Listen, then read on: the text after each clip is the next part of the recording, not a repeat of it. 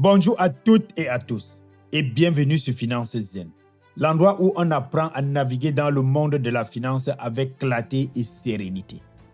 L'or a perdu 11%, l'argent qui s'effondre de 31%, des titres qui peuvent faire peur. On a l'impression que tout s'écroule, que notre argent est en danger. La première réaction, la panique.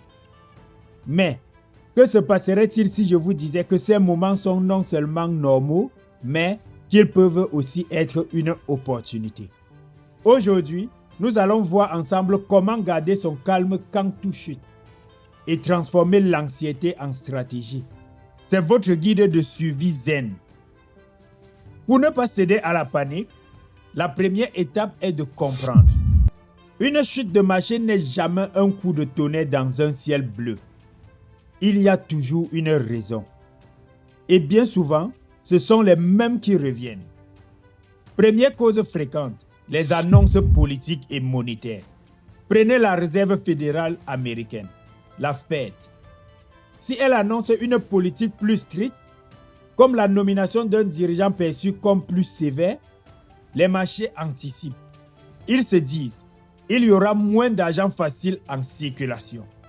Ce qui nous amène à la deuxième cause, le renforcement du dollar.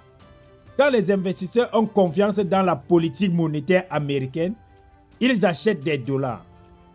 Un dollar plus fort rend l'or et l'argent qui sont vendus en dollars plus chers pour le reste du monde.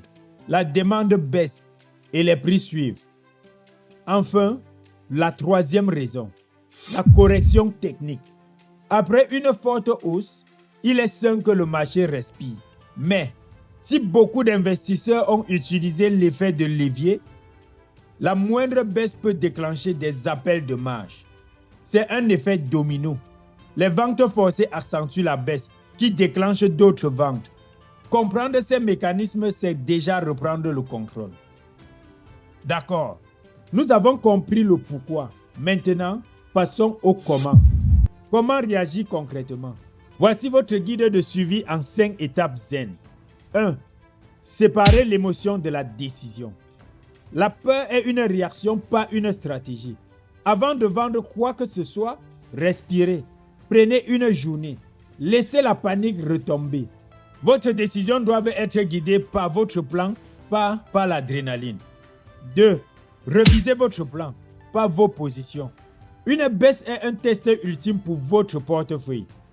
Est-il toujours aligné avec vos objectifs à long terme?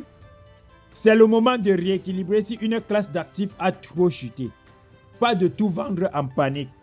3. Cherchez les opportunités avec sagesse. Comme le dirait Warren Buffett, soyez craintifs quand les autres sont avides et avides quand les autres sont craintifs. Une baisse peut être une chance d'acheter des actifs de qualité à un prix réduit. Mais faites-le avec analyse, pas à l'aveugle. 4. Validez votre diversification. Est-ce que tout votre portefeuille a chuté de la même manière? Si oui, vous n'êtes peut-être pas assez diversifié. Une bonne diversification est votre meilleur rempart contre les chocs. Et 5. Continuez à apprendre. Plus vous comprenez cette dynamique, moins elle vous impressionne. La connaissance est le meilleur antidote à la peur. C'est la mission de Finance Zen. En résumé, une chute de marché n'est pas la fin du monde. C'est un test pour votre sang-froid et votre stratégie. En comprenant les causes et en appliquant ces quelques règles simples, vous pouvez traverser la tempête sans dommage et même en sortir plus fort. La finance n'est pas un sprint, c'est un marathon. La patience et la discipline sont vos meilleurs alliés. Si cette approche vous parle, si vous voulez continuer à apprendre à investir avec sérénité, abonnez-vous à Finance Zen pour ne rien manquer. Et vous, comment avez-vous réagi lors de la dernière baisse? Partagez vos expériences dans les commentaires, discutons-en avec bienveillance. Merci d'avoir suivi. Prenez soin de vos finances et surtout, prenez soin de votre sérénité. À très vite sur Finance Zen.